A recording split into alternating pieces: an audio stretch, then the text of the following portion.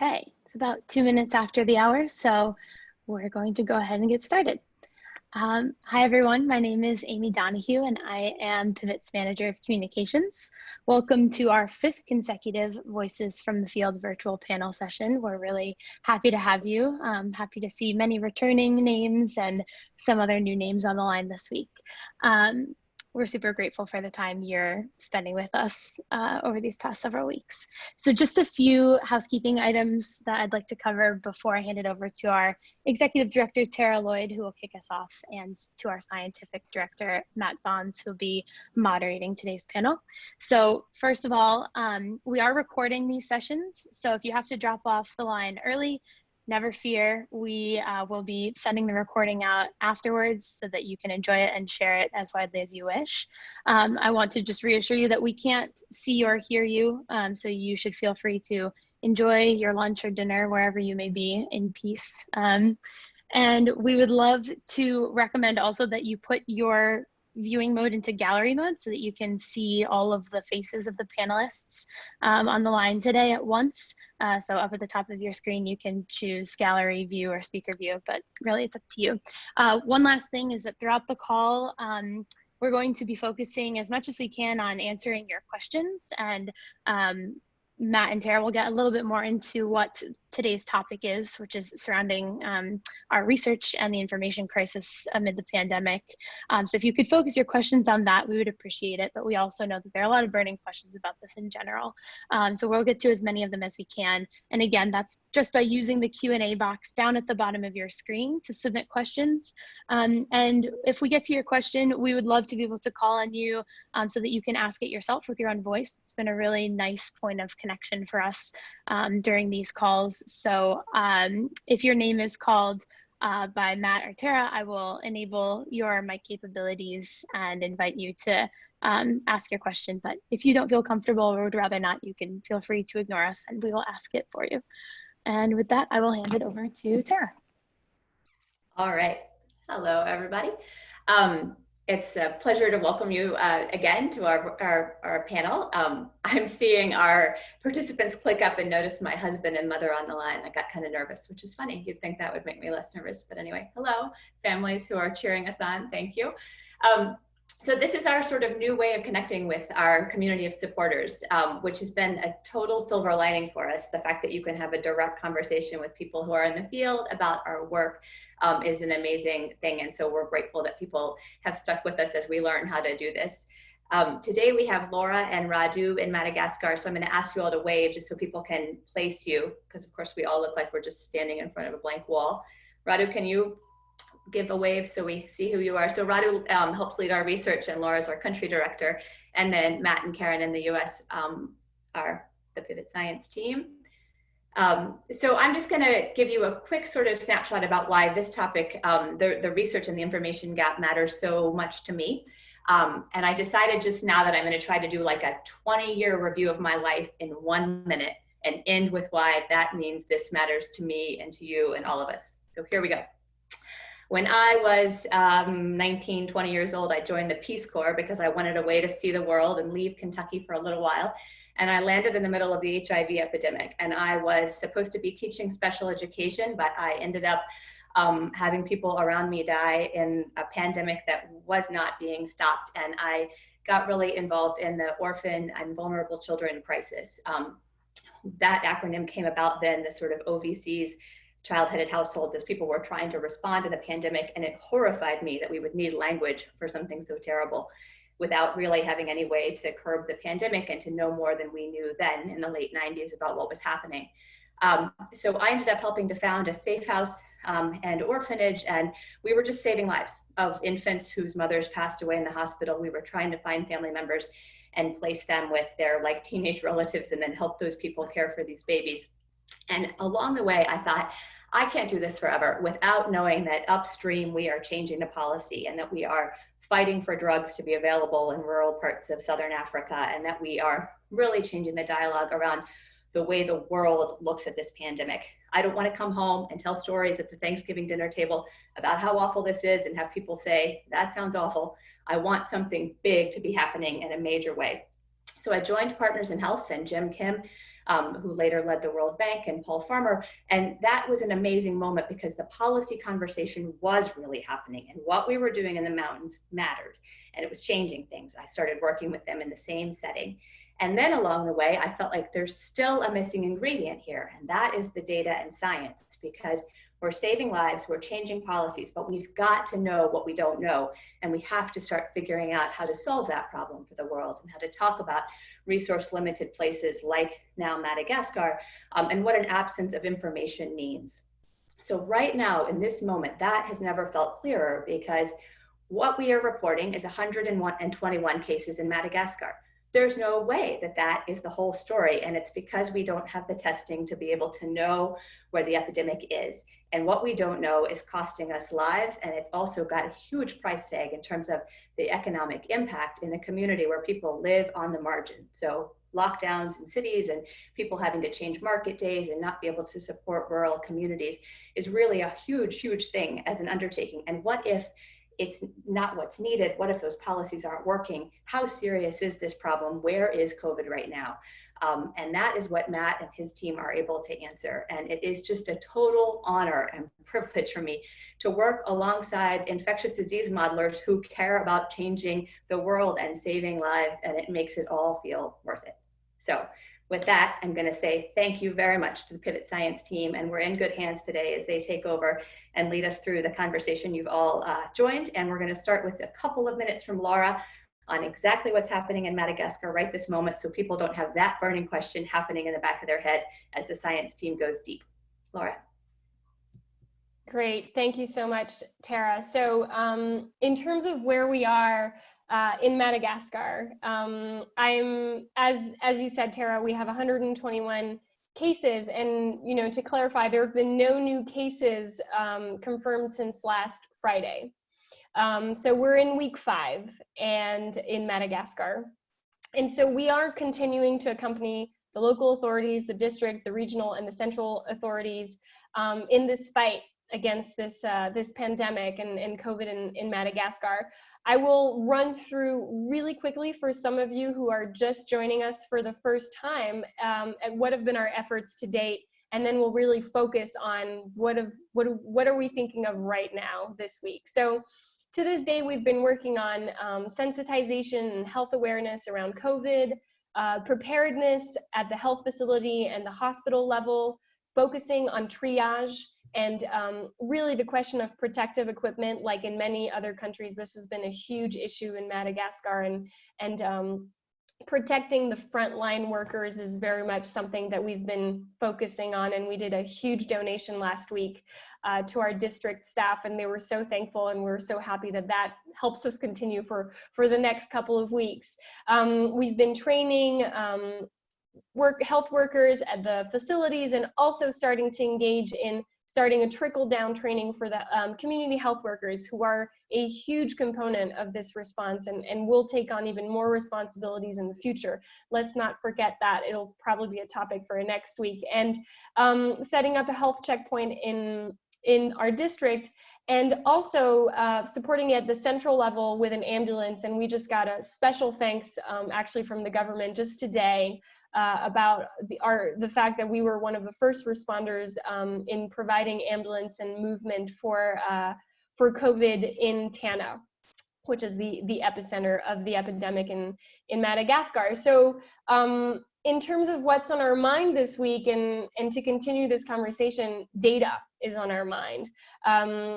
Last Thursday and last Friday, we supported the training of all head of CSBs, of health facilities, in the deployment of an application that will allow case management of suspected confirmed cases and also contact tracing.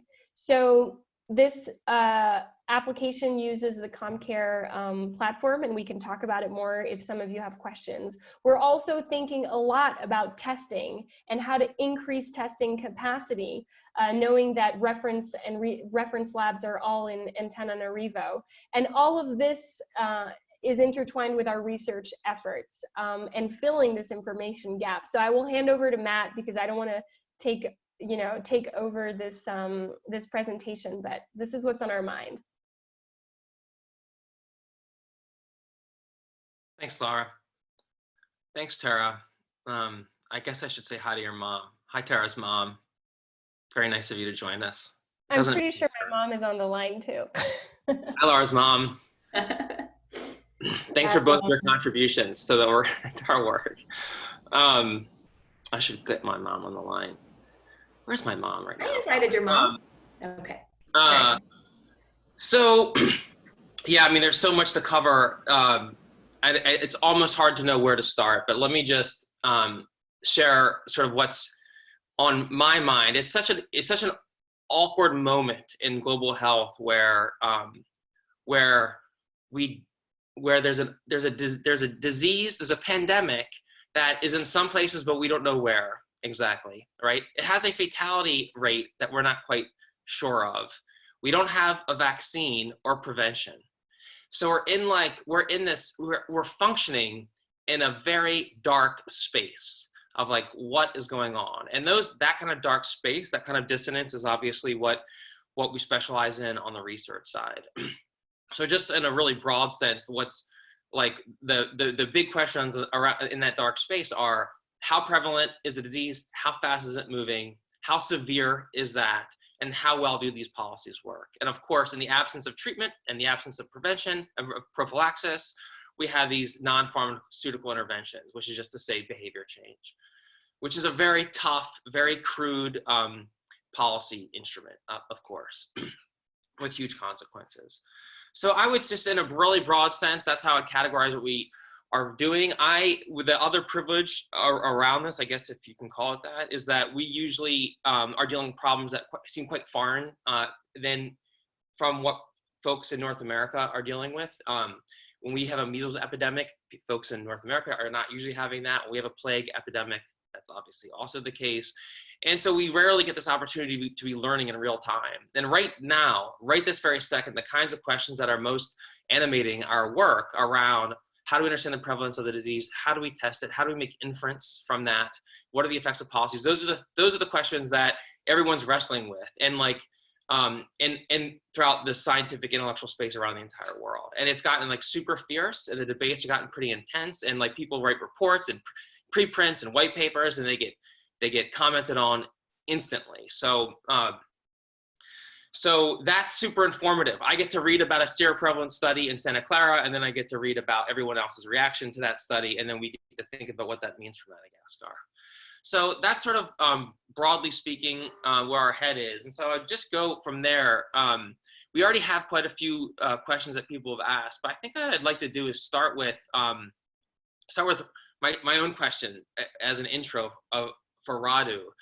So Pivot, as you all know, is a health system strengthening organization, and we specialize broadly around the questions around how to implement health systems so the government has stronger health systems. Radu is our first PhD Malagasy research manager, and his specialty is actually immunology and molecular biology. And we stole him from the Pasteur Institute, which is the national lab. So how did we do that? We've been working on this for Radu, did you know that we were going to have a global pandemic, and that you knew that this would be the place to answer that question? So I was wondering, Radu, if you don't mind, could you tell us a little bit, just like to help people understand what were you doing before you joined Pivot not that long ago, and why did you come and join us? What's your story? Thank you, Matt. So my name is Radu. I'm a Pivot research manager, and I've just joined Pivot a few months ago. Prior to being at Pivot, I was at Institut Pasteur in Madagascar, and I was trained on immunology and molecular biology, as Matt said. So I didn't know that there will be a pandemic in the world when I leave IPM, but it's like how to say that, a chance that I joined Pivot. Even Pivot mission is to strengthen health system so that I think that my background in research can help Pivot in strengthening health system, but also we are conducting at Pivot, we are conducting research in order to improve health system and public health.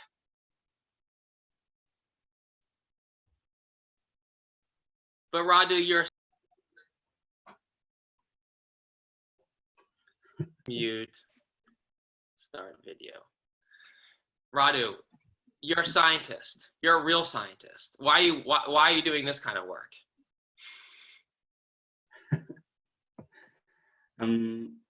Yeah, I'm a scientist, but I like coordinating research studies and improving public health. That's why I do this work.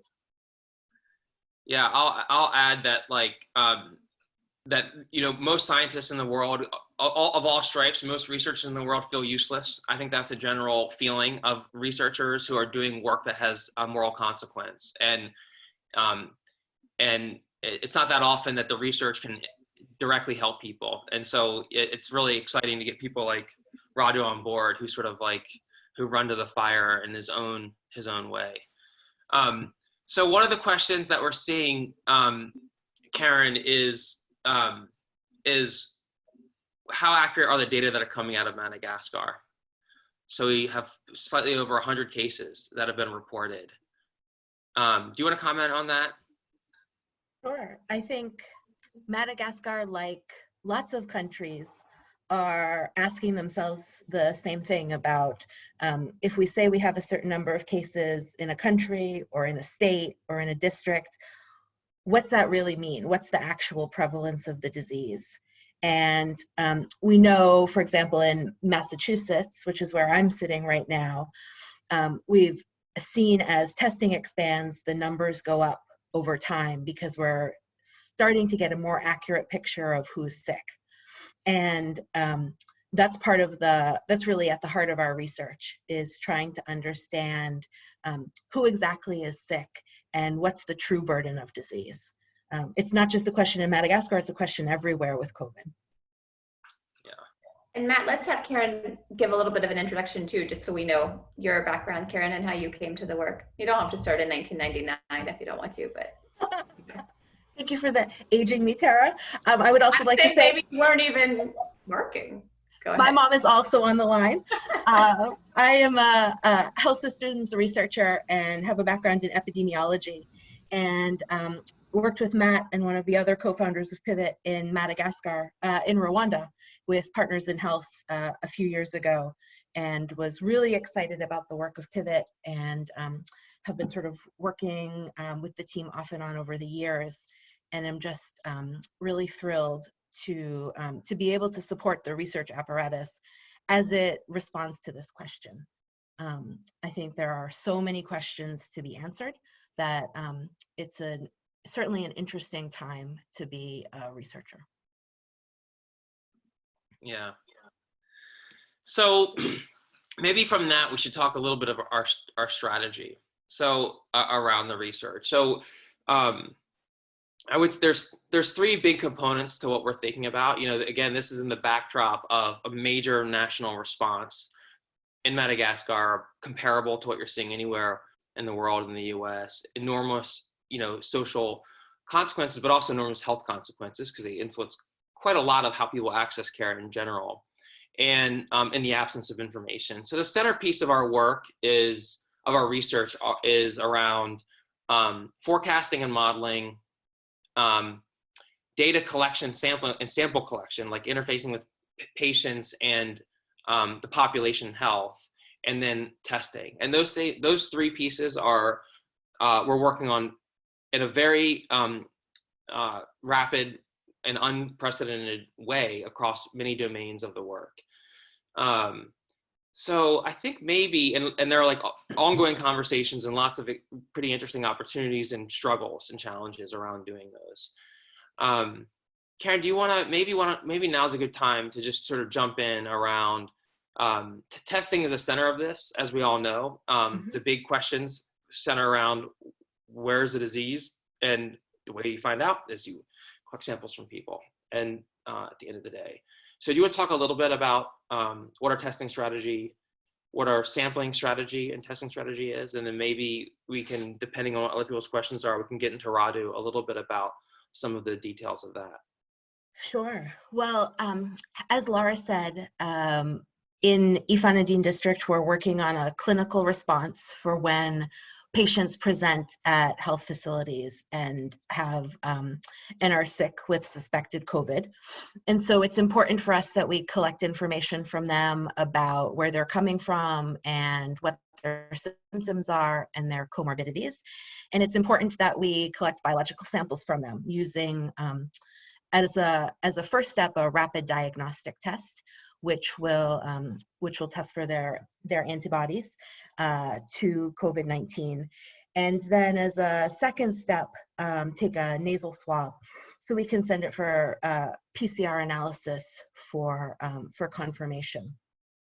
And this gets us a sense of if people who look like they have COVID are actually sick with the disease, or if they're sick with something like malaria or pneumonia, which are also conditions that are prevalent in Madagascar and many countries like it. But that's only a small portion of the population. And so we also want to know who is, who's in the district that might feel totally fine, but who actually has COVID infection. And so we're interested in collecting similar samples from patients who come to health facilities for other services. So if they come for labor and delivery or an antenatal care visit, or if they come with a broken arm, sorts of other things that they might present for. And so this will help give us a sense of what the true prevalence of the disease is in the district. Yeah, and let me add that the reason why that's like of central importance is like several reasons. One of it is of course clinically important. You know whether your patient is infected with COVID, or you should be continuing to look for other diagnoses.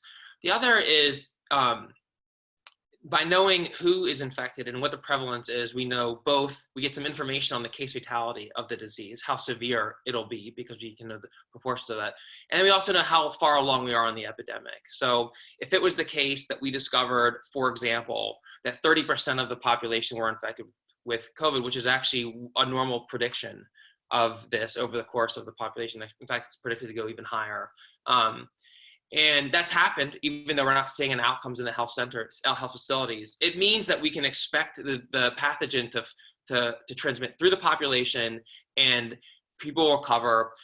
What is called herd immunity would be acquired, because enough people would be recovered from the disease that have antibodies, and we would no longer be concerned as much if it were. On the other hand, if we have 1% of the population infected and we're still waiting for the disease to arise, as we are to arise, then all these social distancing measures continue to be particularly important.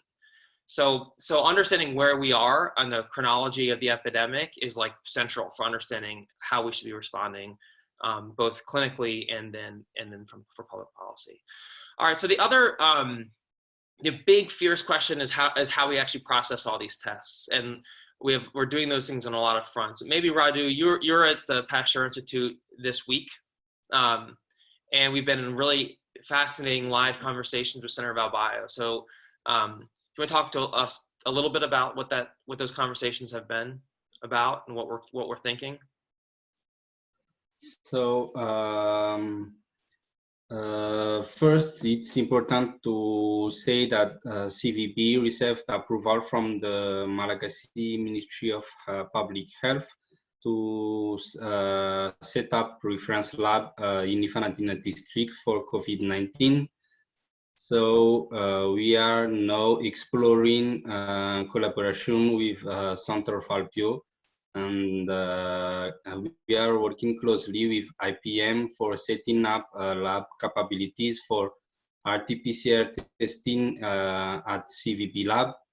So we are discussing with IPM for possible training of staff who will be involved in testing the clinical samples at CVP lab, and also on establishing quality controls between CVP lab and IPM. Yeah. So I'm not sure if that was completely clear in this, but so our big partner and one of our biggest partners, the reason why we're in Madagascar is Center ValBio, which is a conservation and research station in Rakotonanahary Park. It's founded by Pat Wright, who's on our board.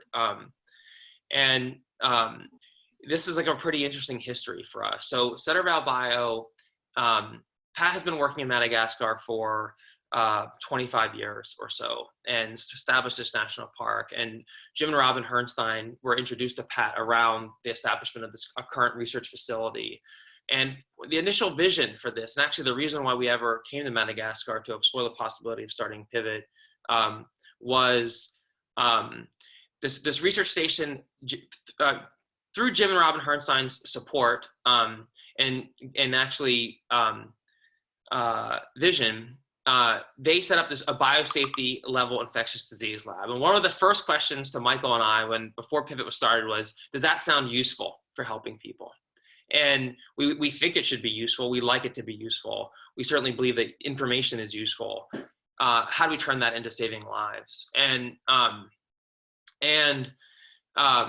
the truth of the matter is that has been a tough nut to crack in the history of the organization. It's been part of the original vision, having like this sort of scientific capability, but so many pressing problems in our work are with diseases that we know how to treat and for which the technologies exist and for which diagnosis is often straightforward, not always at all, and so our priorities have been on implementing existing systems and policies and producing knowledge around that.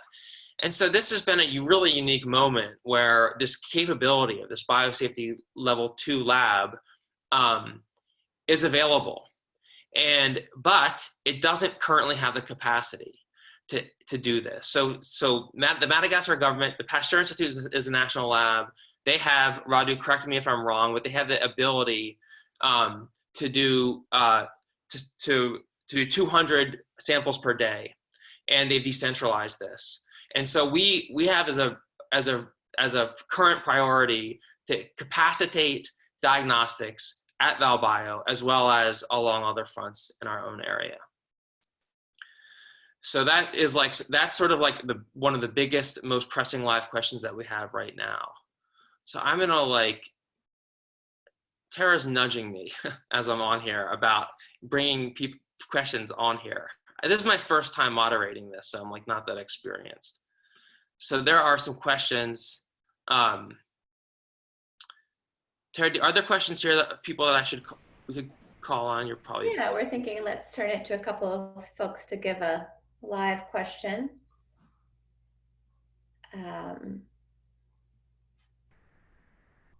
It's Amy nudging you, not me, but that's okay. I can nudge. Just a second. Let me look at the questions. And also your mom is on the line. She is. Multitasking. Okay. All right. So let's see. Well, how about James Keck? I know him. Would you like to ask your question live, James? Hello, everyone. You all look great. So I've been intrigued for a while now with testing sewage system water, wastewater, for various things. It's been used for monitoring prescription drugs and illicit drugs in industrialized settings. And most recently, they're looking at infectious diseases like coronavirus because, as you all know, it's shed through the stool and gets collected in these sanitation systems, and they can identify the presence of infection in a community before there's any positive tests. And they're working to do some quantification, I think, to get some sense of the burden. And it seems like it might be an early warning system, at least based on initial work done in Paris. So I was trying to think through, is this something that we could be doing in Madagascar, given the lack of a central sanitation system? But there have to be some places, maybe the hospital, where there's a fair number of people excreting into maybe a closed system. And could you sample that sort of periodically over time to maybe get the first sense of infected folks in the community? That's pretty interesting. Can I just ask you, well, I have a question for James, but does anyone else want to respond before I ask him a question? I'm gonna turn this back around on you, James. I guess for the nuances of the hospital, and then I'll let Matt ask James. I guess we could think about it. It's a pretty divided system because, as you know, some people are defecating in latrines and others in a closed system. So we'd have to think about it. But I guess it definitely could be possible, but I don't know the science behind it enough. So I'll hand back the question to Matt. Yeah, my question, Radu, have you heard of this? People testing sewage? I'll ask Radu first, then I'll ask James. Matt? Yeah, have you heard of this? People testing sewage?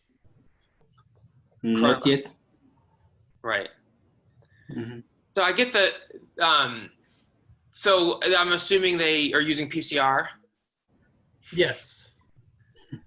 I mean, you know, I think that's a pretty interesting idea. I don't know about the hospital as being like, maybe the hospital, but the truth is, you know, one could test latrines in the communities in theory. You know, we've worked with Tom Gillespie on fecal, testing fecal samples for other kinds of viruses and pathogens, and it's actually not a particularly invasive thing. People don't love giving you their samples of their poo, but it's actually done, it's actually a pretty, not an uncommon way of doing epidemiology. So in principle, that's actually a pretty interesting idea that I've not actually heard of. You know, in our population, not everyone does use latrines, but a lot of people do. And I think that's actually, for population-based sampling, kind of an interesting idea. Yeah. And I guess that you know, the benefit, if you're looking at it in a large system like Paris sanitary system, you have hundreds of thousands, millions of people. If you're looking at individual latrines used by a few families, you're going to need to sample quite a number. I don't know the lower limit of detection if you're just looking actually at like streams and rivers where there's going to be wastewater runoff from these unimproved latrines, if you would be able to note it if there was enough people in the community.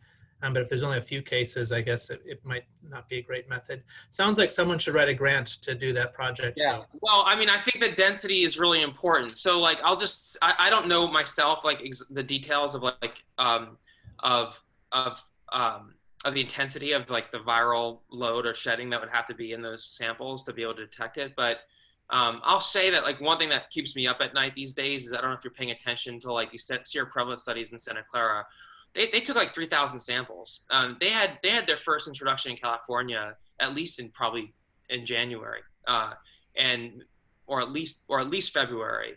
And of those 3,000 samples, they had 50 positive. And of those, some portion of them, maybe half, are false positives, right? So you get 25 real positives of 3,000 samples.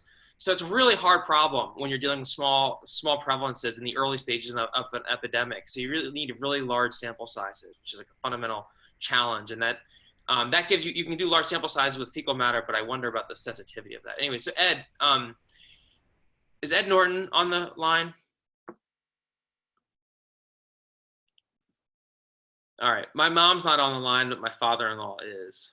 He's there. I think he's on mute. Looks like you have a question. I just enabled your talking capabilities. Wait, Ed, so can you hear me? There you are, yes. Oh, sorry, yeah, I was on mute. Yeah, I'm on the line, yeah. Do you have a question? No, well, actually I did have a question, but I couldn't quite frame it, and I'm not sure this really, but one thing I'm a little curious about is why there seems to be such a difference in different locations of how sick people actually get with this disease. That there seem to be clusters, as I'm looking at the evidence, of where you have people who get really, really sick. There's a lot of hospitalizations and then a lot of deaths. And then there are other clusters where you get a number of people who are tested who who are sick but don't require hospitalization and don't, and there aren't any or very low percentage of deaths. Is it possible that this virus or people are getting the virus, they are acquiring the virus in higher or lower dosages? Or I don't know whether that's the right medical term, but higher concentrations and get really sick. And then other people have a lower level of exposure and don't get so sick? Or are we learning anything about that? Why there seem to be more sick people in urban areas, I mean, really sick people than there do in, more rural places? Or maybe I'm just reading the evidence wrong. I can make a few small comments about that, and then I'd be happy for someone else to answer. So first, it's possible that there's a dosage issue, an exposure issue, the density of exposure, and I have been hearing like some preliminary research around that, but I haven't heard anything conclusive about how responsive that is. A lot of the question that we see is more like just straight up transmission dynamics. So, people are flying from China. There's a path from other disease to China, and then you're having multiple introductions in those areas, so coastal areas.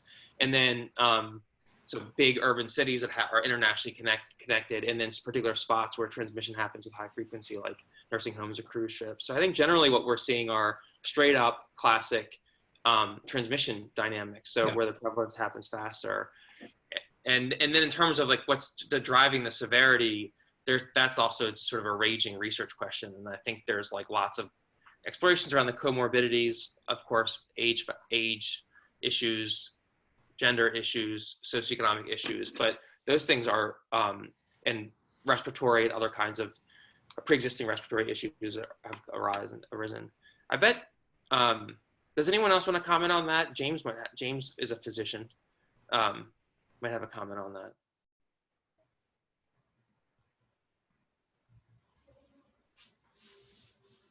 Yes, I think there's very limited evidence from other viral pathogens that there may be a dose severity response, but I don't think that's generally the primary driver, and it's probably some of the other factors, the comorbidities and how many, just our testing patterns and whether we're picking up on the less symptomatic folks that drive those sort of scenarios where it looks like a lot of people are getting really ill, proportionate to the total number of people infected. So I don't think we have any good, strong evidence that there's a strong exposure dose disease severity response, at least as of yet. Yeah. Matt, I'm wondering if you could talk a little bit more about the models. I just have found it really interesting to have this kind of be a moment where infectious disease modeling matters to the world. And you've talked about the people you're following and those who are kind of, whose models are mayors and governors and presidents are making decisions from, and where you think Pivot's contribution there is in places like Madagascar. Yeah. Yeah, thanks for asking. So my training is, one of my trainings is infectious disease modeling, and I kind of got away from it because I found it not so helpful. I mean, it is the way that I would say it. So I love infectious disease modeling. I like infectious disease modeling. I find it intellectually interesting. I think in theory it could be very helpful, but generally speaking, it's solving problems that are old and every once in a while helping. And this has been a really new phenomenon. I mean, this happened with Ebola and with SARS and other things, where the forecasters came up and said, hey, this is going to get really serious. But, the world rallied in certain kinds of ways. And in this case, the modelers were just like absolutely central to the response. And so like now famously the Imperial College model came out in early mid-March, and is right after that, or right almost exactly that day. Is actually technically the day before, but after the US president had seen those reports predicting 2 million people would die. The core concepts around those models, the simplest concepts are very straightforward, and it's kind of arithmetic. You don't actually need to run the models. You just need to know how transmissive and how fatal the disease is to get a strong sense of, and how it's transmitted, to get a strong sense of what you're looking at. And then those have been seriously debated. And I'll just say there's two things around the models that where the debate is. One is on how fast it spreads, what the reproductive number of the disease is. That's like one thing. And the other is how fatal the disease is. On the former, the reproductive number, that is not debated because people have seen it spread super quickly and the doubling rate has been really fast. And then the fatality rate has been the big issue. So I've been doing infectious disease models for the last more than a decade. I've worked on most recently around models around Zika dynamics. I didn't find them super helpful for people, and I felt bad even doing that work, frankly. But we have these really strong communities, like academic communities. I would say the best modelers in the world are people who are or people we collaborate with on a regular basis. John Drake, Pejrahani, Clisson Ongongala, Aaron Mordecai. These are people who you might even see his name around these days, or who are publishing models nationally and globally, and who are part of our core brain trust and who we're collaborating with now. And so John Drake, who had done all this great work in Wuhan early on, had been actually asked us if we'd get involved in a coronavirus working group. And he asked me, and I told him no in January, that we had too many other things on our mind. And that obviously became a really stupid thing to say. And we quickly were able to take the work that they had been already doing around China and then adapt them to Madagascar. And so the big thing around those models is structurally adapting them to the country, like understanding the elements of what are the most important components of those models to include, and then of course the parameters of those models that need to be estimated with data. And those things are just really central. So we have these models up and running, and we're not publishing them quite yet because we wouldn't want to stand by them, but as the data come in and we feel more confident, we probably will present preliminary models. And what those will do is tell us the expected prevalence rate, how fast how fast the prevalences would change in response to policies, and or allow for preparation in terms of like expectations on overwhelmed hospital systems. I could talk about the IHME model for a moment if you want me to, but I could hold off on that. That's another kind of model. Yeah, let's hear it. Okay, so there's like two big debates. Everyone is probably one of these infectious modelers who are predicting the transmission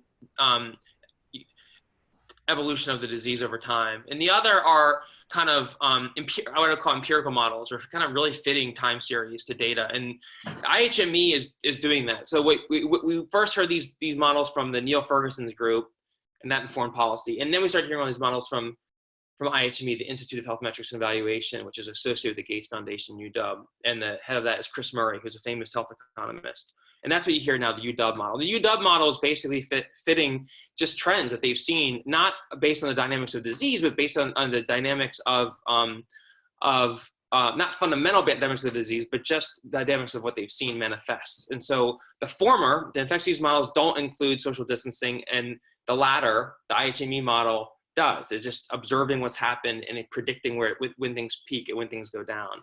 The big problem so those are two fundamentally important concepts. So the infectious disease models that we have give us essentially kind of a worst case scenario if we don't respond, and give us an understanding of what might happen if we stop responding. And the IHME model gives us an understanding if things go exactly as they do now, but don't give us any insight into what would happen after this. So they both tend to, those are kind of two ends on the extreme, and they both are interpreted and misinterpreted in different kinds of ways. But if you want my bias, I would say the IHME models is less helpful, frankly, because of the way that it's modeled. Yeah. I feel like COVID is having even like my 3-year-old ask me questions about modeling, in a 3-year-old version that are like, are you telling me the swimming pool isn't going to open because somebody said something is going to happen here? And I am amazed by, let's not take a 3-year-old example, but maybe my next door neighbor who is a public health faculty member at the university. People just want to talk about it. Like, do we think what's being used is trusted or not? And how are we making decisions in Madagascar?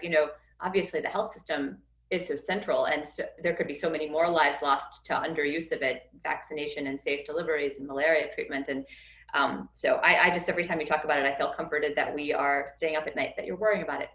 Thank you. Yeah, I mean, let me say something and then I'll pass it on. I know I've been talking a lot. I'm up a lot because we probably haven't, we're so used to this conversation that we haven't even emphasized it in this call right now. But like, I'm really worried that we're not going to know anything by the end of by we get through this epidemic. We don't know anything. So everything we've said, everything, the models, the data, the testing, none of those are actually happening right now.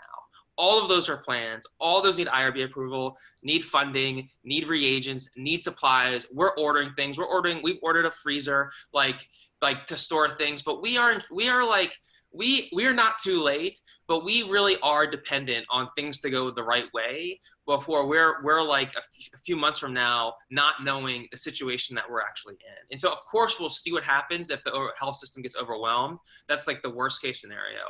But a bad scenario is that it's not overwhelmed, but we don't know what's going on.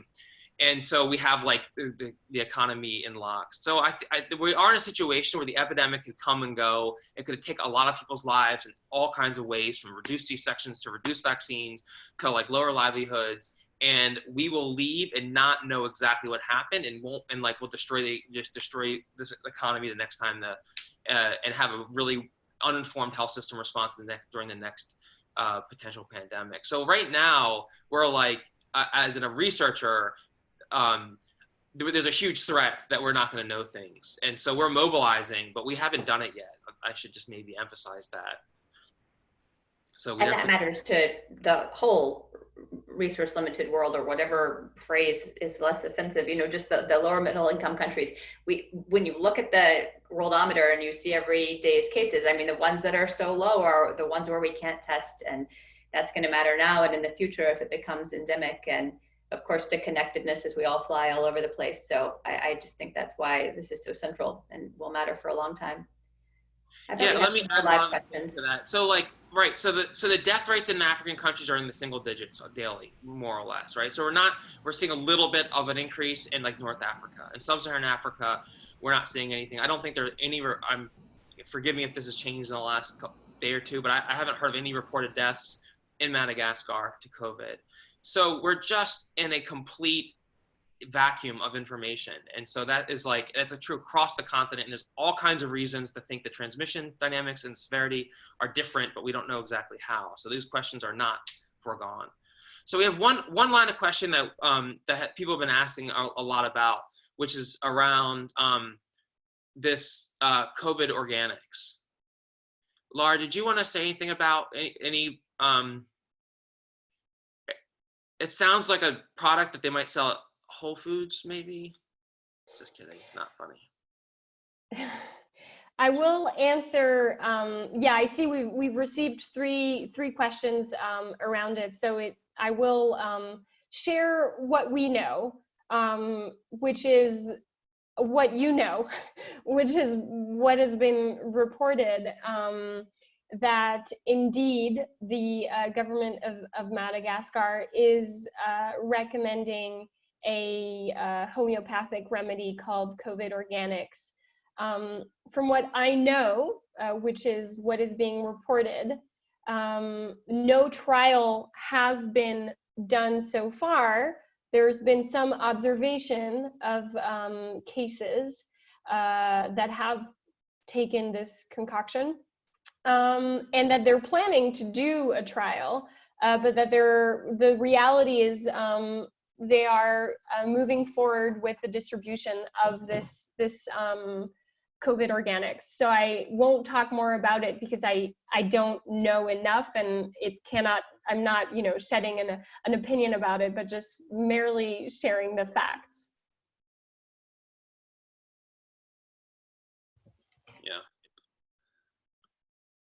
Yeah, well, it's like an uncomfortable moment where we have a disease without known treatments, and right. And the social consequences, the non-pharmaceutical interventions are so harmful that everyone's searching for alternatives to that, and some of those facts have evidence, and some of them don't. Mm-hmm. And as Karen had mentioned, Madagascar is not the only country that's having to deal with this. Everybody is wondering, what is the treatment? And so as certain physicians have looked into certain, chloroquine, well, this Madagascar is looking into Artemisia. So let's see how this develops. Karen, I have a question for you. I think you've been working, you've worked a lot in your life. Partisan Health in Rwanda was a lot of work. Your PhD at Hopkins was a lot of work. I don't think you've ever, I get that feeling, although I'm only getting this from a socially distant perspective, that you're working longer than you've ever have. What do you, like, is that true? What is this stuff that you're all doing? You're not in Madagascar. What are you doing? I'm not in Madagascar. Yeah, that's a great question. I mean, part of it is, as you said, we're talking about this study in, and it's still in some ways hypothetical. So we need ethical approval for this, both from Harvard, which is our employer for Matt and me, and from Madagascar Ethics Committee. And so that requires a very detailed proposal about who we want to talk to and how we'll select them and what information we'll collect. And in order to write that proposal, we have to know who we're going to talk to and how we'll sample them and what information we'll collect. And it's really challenging to think about how can we do the best job, answer these questions that you started this conversation with around what's the prevalence, how does disease spread through space and time, are our interventions having any sort of impact? Is the health system able to meet anticipated need? How do we answer those questions in a way that is ethically responsible, that is married with clinical protocols and really supports the clinical team, provides feedback that's really rapid? So we're not taking blood samples and then sending people away, never to hear from us again. We're able to feedback information. And that we're doing research that really helps support Pivot's clinical programs. And so that's a lot of work when there are big questions that we don't know about the disease in general and in sort of any setting, really. And then also I would say, sorry, go ahead, Laura. So another comment is, you know, obviously there is Harvard, but then there's also the Ministry of Health, right? And we then have this whole process of having to also bring them up to speed on this research and have them be involved and really integrated as well. So that'll be Karen's second step. And I should say, you know, I'm working hard, but everybody else on this call, Radu is willing to talk to me at pretty much all hours of the night, even though he's a new dad.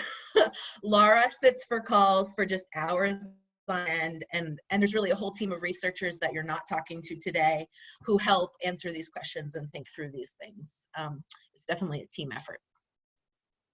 Yeah, so normally we spend like a serious NIH style or NSF style, you'll spend like 6 months planning a research study, right? And getting IRB, getting ethics approval and doing it right. And here we're a situation where the study design, the approval, the actual testing capabilities and the testing technology and the clinical response and the epidemic are all happening in the exact same time frame. It's a very unique situation that we're trying to mobilize to get a grip on.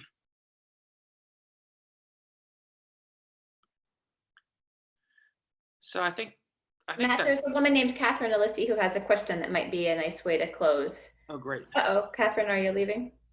Just your most general one about the rural communities is the one I was seeing.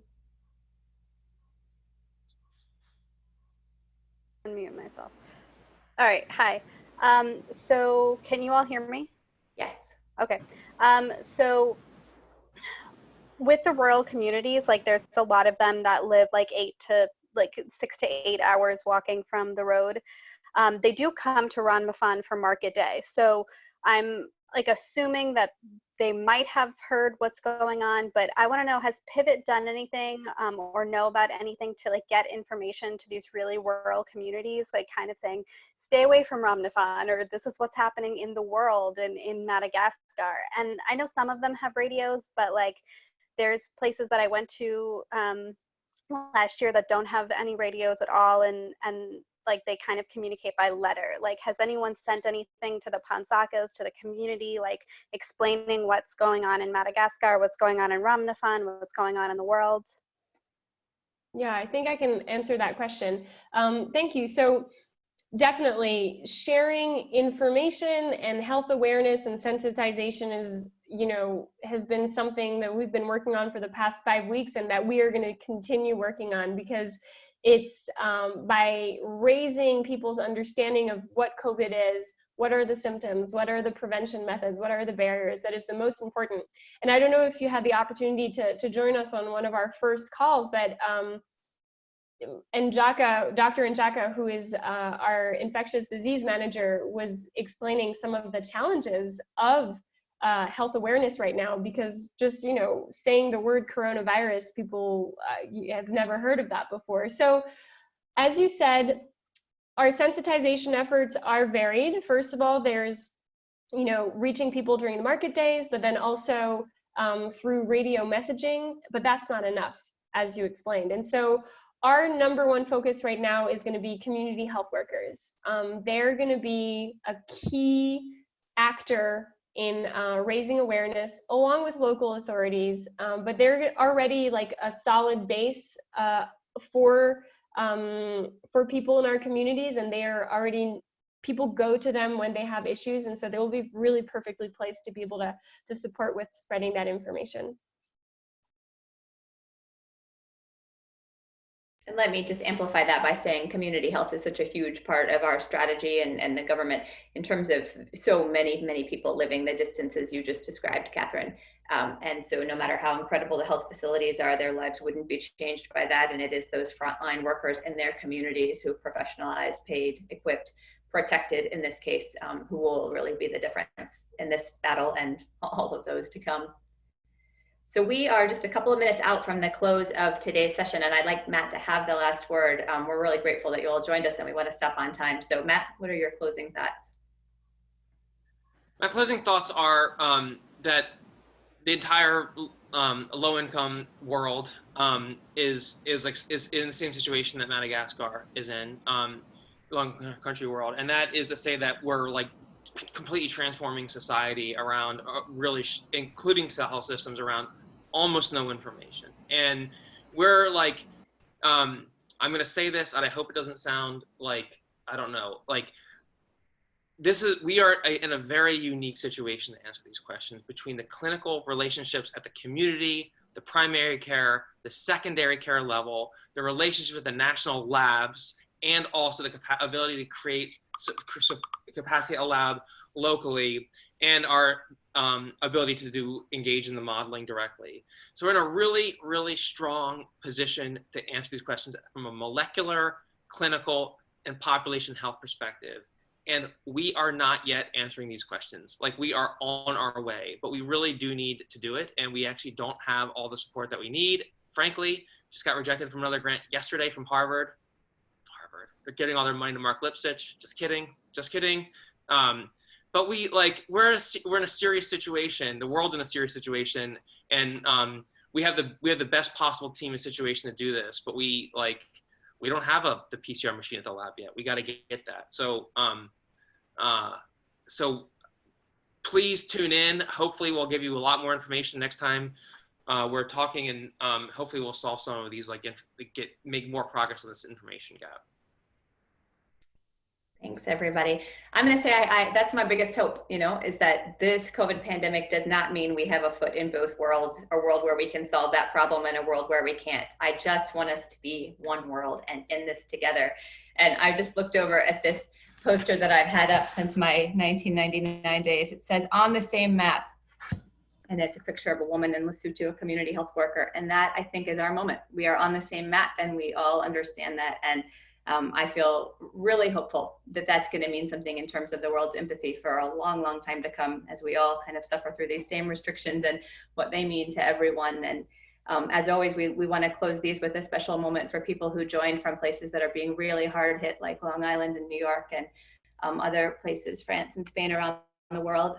We're standing with you in solidarity, and we hope that the work we're doing is of service to you as well. So we will see you here next week. Thank you, everyone.